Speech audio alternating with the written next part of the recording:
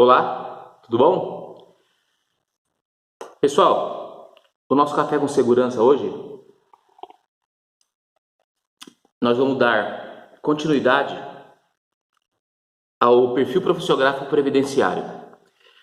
Eu tentei buscar aqui os 20 erros mais comuns no PPP.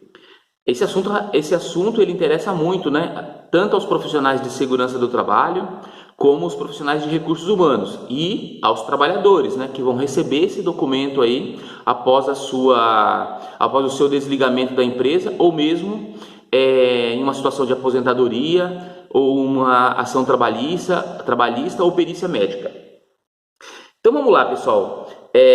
Como é um documento legal, é um documento exigido pela Previdência Social, é muito importante o seu preenchimento adequadamente. Vocês não têm ideia da quantidade de documentos que são devolvidos pela Previdência Social por inconsistências no seu preenchimento, tá? Aparentemente parece ser um documento muito simples de se preencher, mas são com detalhes, né? Vamos imaginar aí um trabalhador que está há 15 anos na empresa, há 20 anos na empresa. Tem casos aqui na nossa consultoria aqui, de PPPs que são solicitados do trabalhador que trabalharam em 1970, 1980, né? Naquela época não se tinha nem PPRA, não se tinha nem os documentos comprobatórios das avaliações ambientais, tanto biológica, né? Como a parte também do ruído, calor, né? Então, gente, realmente ele é um documento bastante complicado. Existem alguns detalhes que a própria Previdência Social ela até aceita, né? Quando você não tem avaliações ambientais e nem monitoramentos biológicos do período em que o trabalhador executava sua atividade, existe lá uma instrução normativa que acaba aceitando a primeira avaliação feita como referência a todas as outras, desde que não tenha ocorrido mudanças significativas dentro do processo produtivo. Então a empresa vai ter que colocar essa informação lá no campo observações. Bom, vamos lá então. O que eu não diria um erro, né? Mas o primeiro vacilo, né, que acontece é no campo 12. Esse campo 12 ele fala sobre a CAT, a comunicação no acidente de trabalho. Então eu não diria que isso seja um erro, mas eu diria que seja o quê? Uma inobservância. Muitas empresas acabam não colocando essa informação no PPP. Às vezes o trabalhador sofreu um acidente lá atrás, há muitos anos, e a gente não tem isso muito bem controlado. Aí na hora que vai emitir o PPP, você acaba o quê? Não preenchendo esse item, tá? Mas é um campo obrigatório, né? O campo 12. Então eu diria que esse não seria um erro, mas seria o quê? Um descuido, né? Uma coisa que foi passado desapercebido pela empresa. O campo 13, o segundo erro, na verdade, eu diria que está lá no campo 13, lotação e atribuição, tá? Mas não é o campo 13 em si, porque o campo 13 é o campo lotação e atribuição. Seria no campo 13.1, que é o período. Então nós estamos falando agora do segundo erro, que é o campo 13.1, período. Pessoal, todos nós sabemos, ou aqueles que não sabem ficaram sabendo agora, que o PPP ele é o histórico laboral do trabalhador dentro da organização, dentro da empresa. Então é a vida do trabalhador. Então esse campo 13.1, que é o segundo erro, eu diria que ele é bastante comum. Por quê? Porque se o trabalhador ele entrou como ajudante geral e durante os 15 anos da sua existência dentro da empresa, sua permanência dentro da empresa, ele passou por várias promoções. Gente, eu tenho que colocar cada promoção que esse trabalhador passou dentro desse campo, entendeu? Então, de 1980 a 1982, ajudante geral, de 1982 a 1993, né? E aí vai, tá? Então, por cada função que ele passou, eu tenho que preencher esse período aqui. E lógico, né, esse período.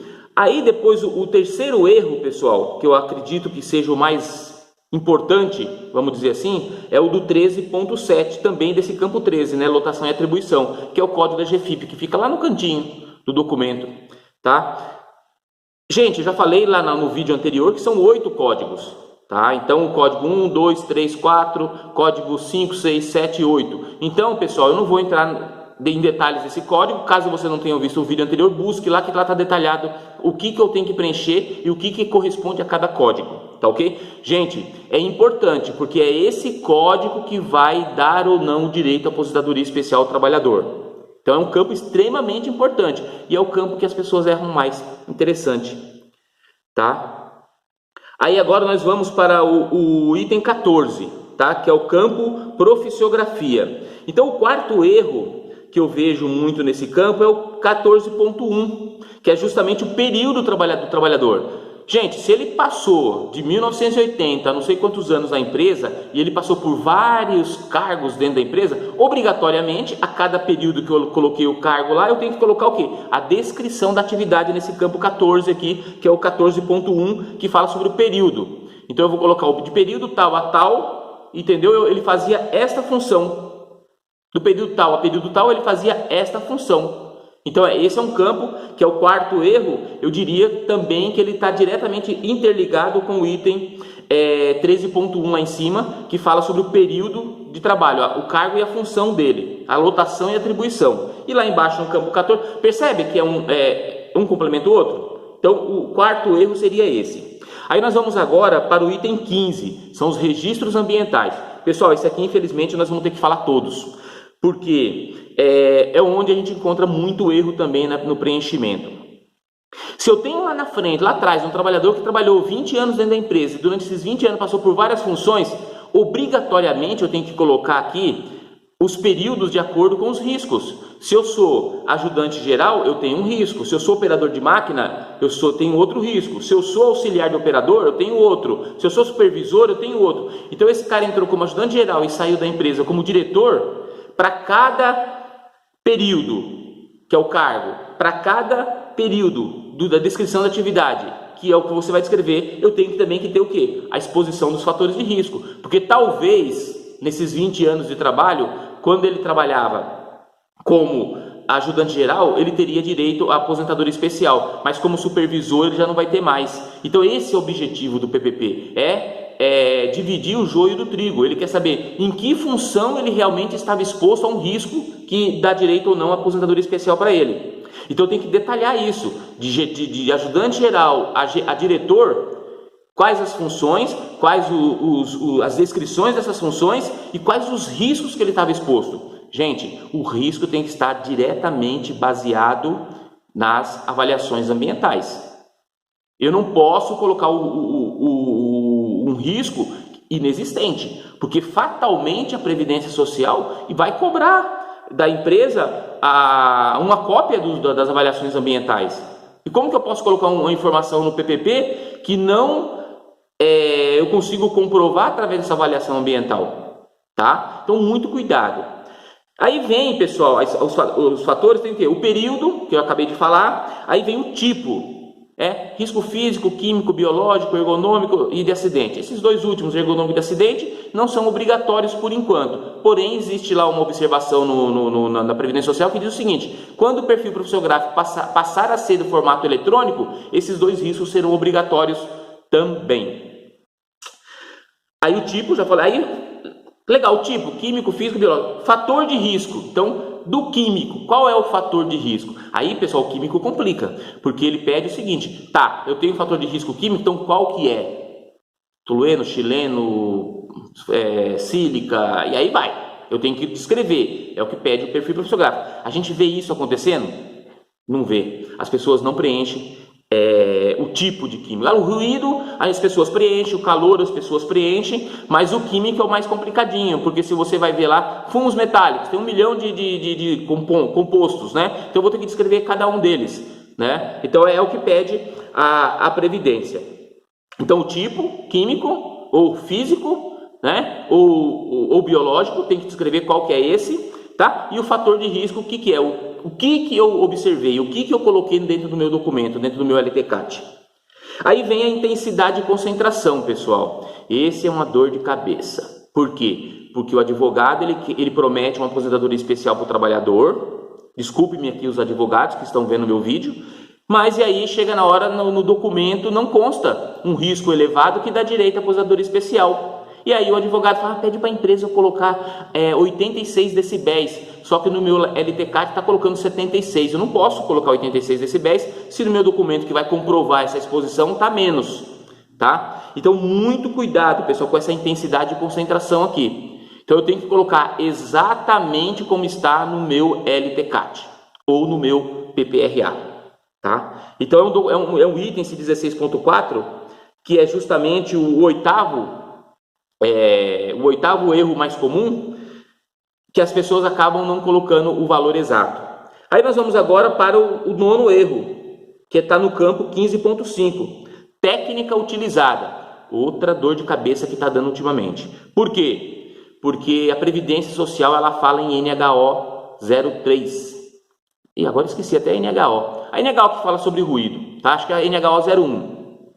Lá na instrução normativa ela fala assim, olha, precisa utilizar as normas de higiene ocupacional da Fundacentro para fazer avaliação. E o que a NHO fala? O fator de duplicação é 3. E o Ministério do Trabalho fala, fator de duplicação 5. Estou falando para ruído, pessoal. Então, quando chega a técnica utilizada hoje nos PPPs, os advogados trabalhistas que estão entrando com pedido de aposentadoria para os trabalhadores, eles pedem, precisa colocar aqui que a técnica utilizada foi a NHO da Fundacentro. Só que eu não usei. No meu documento eu não usei a NHO da Fundacentro. O que eu fiz? Eu usei a NR15, fator de duplicação 5. Eu posso colocar a NHO da Fundacentro? Não posso. Eu tenho que colocar a técnica que eu utilizei no meu documento. Lembrando que no LTCAT, obrigatoriamente, deveria ter utilizado a Q3, né? Que é o fator de duplicação 3 para o ruído. Ok, pessoal? Então, essa é a técnica utilizada. Então, é dosimetria? É IBIO-TG? É qualitativa? É quantitativa? Entendeu? Então, é essa que a gente está querendo saber. E aí, o décimo erro é o 15.7. O EPI é eficaz ou não? Pessoal, se você fala que o EPI é eficaz, aí nos remete ao próximo erro, que é justamente o 11º erro que está no campo 15.9, que eu tenho que preencher lá se o atendimento aos requisitos da NR6 e da NR9. O EPI foi trocado, foi higienizado, foi não sei o que, lá está lá. Você tem que colocar sim ou não. Então, pessoal, cuidado no preenchimento, porque volto a dizer, eu tenho a ficha de EPI comprovando tudo isso. E no item anterior aqui que eu falei do erro, o 15.7, o décimo erro, tem também o CA, né, pessoal? Certificado de aprovação. Eu tenho que colocar o certificado de aprovação que consta no na minha ficha de EPI, que está no meu LTCAT. Tudo bem? Aí agora nós vamos para o 12º erro, que é o responsável técnico. Tá? O período, né? Então, se eu tenho 10 PPRAs preenchido o LTCAT feito por 10 profissionais diferentes, pessoal, eu vou ter que colocar, de acordo com o período de cada documento, quem foi o responsável técnico. Tá? Agora foi o mesmo, então eu coloco de 1980 a 2000, foi o mesmo, Marcílio Ferraz da Silva. Então eu coloco esse cara como o responsável técnico lá e, consequentemente, os registros desse profissional. Aí nós vamos agora, pessoal, para o 13º erro, que está constando lá nos registros de monitoração biológica, que é os exames médicos, tá? Aí vem a data, 17.1. Esse campo, particularmente, nós temos um detalhe que fala sobre aquela instrução do Conselho Federal de Medicina, que ela proibiu a colocação dos resultados do monitoramento biológico. Aí as empresas não colocam nenhuma informação nesse item, colocam no campo observação. Todas as avaliações biológicas estão à disposição do agente fiscalizador e à disposição na empresa.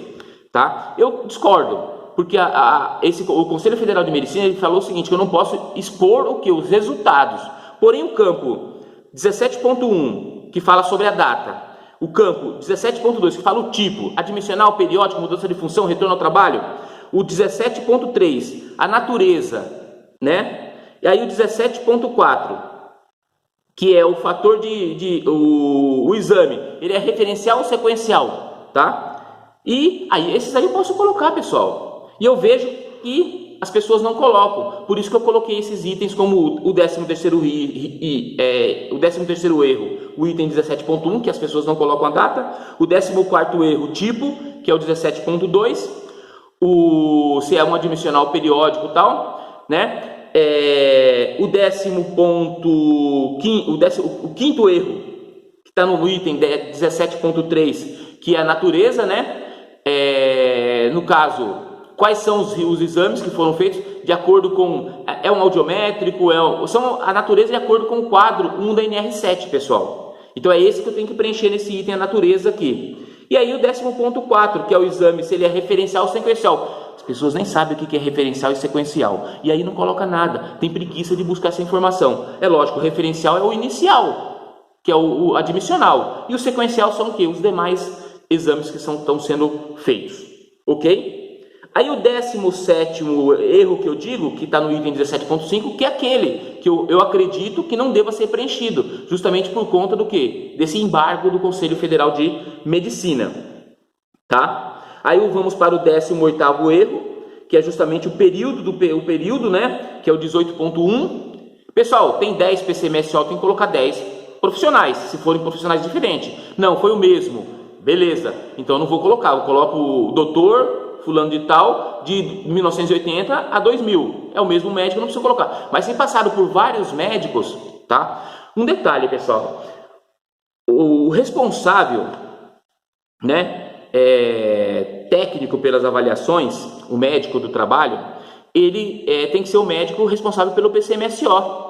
Porque às vezes o responsável técnico do PCMSO não é o médico examinador. Então quem que é o responsável pelo exame, pelos monitoramentos biológicos? É o médico examinador ou é o coordenador do PCMSO? É o coordenador e não o examinador. Então eu coloco sempre o nome de quem? Do coordenador. Ah, mas a empresa não tem um coordenador, ele manda numa clínica. E aí então se coloca, né, coloca-se então, mesmo porque existe algumas empresas que estão desobrigadas a ter um médico coordenador, né? Tem empresas menores que não precisa ter o coordenador. Aí ele vai numa clínica e é feito pelo médico lá examinador, coloca o nome do examinador. Mas não, eu tenho um médico que fez o PCMSO, então eu coloco o nome do médico que fez o PCMSO. Tá, pessoal? Agora nós vamos para, esse então é o período do PCMSO, o 18º erro. O 19º, pessoal, a data. Que data que eu coloco agora, pessoal? Eu tenho que colocar a data que eu emiti. O trabalhador ele continua trabalhando, então eu não coloco a data final, eu coloco a data da emissão, né? E lá atrás, lá no outro item, que eu coloco lá a data de emissão do PP, a data de avaliação, né? Eu coloco, quando o trabalhador ainda está trabalhando, eu não preciso colocar a data final, eu coloco ainda, ou eu coloco atual, né, no período, né? O último cargo dele, ele pediu para entrar com aposentadoria, ou pediu para uma perícia médica. Então eu não coloco uma data final, eu coloco o que está atual, que ele continua trabalhando. Aqui não, aqui é a data da emissão, quando que eu emiti esse documento. Aí eu emiti hoje, eu coloco a data de hoje. Então, esse é um erro que a gente costuma ver também, que as pessoas às vezes não colocam o erro correto. E o 20º erro, pessoal, é o nome do preposto. Esse preposto, se não for, é lógico, se é preposto não é o dono da empresa. Se o dono da empresa ele nomeou um preposto, eu tenho que ter o quê? Eu tenho que ter uma procuração desse preposto. Não adianta colocar o Marcílio Ferreira da Silva se eu não tenho uma documentação comprovando isso. Pessoal, me estendi, 18 minutos de vídeo, mas é um assunto que realmente ele merece um cuidado maior. A ideia foi colocar uma sementinha, como eu sempre digo.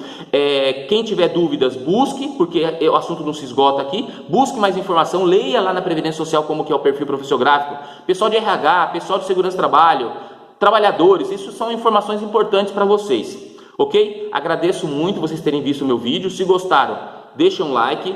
Compartilhe, se você não está inscrito ainda no nosso canal, se inscreva, acione lá o sininho e muito obrigado por terem visto o meu vídeo.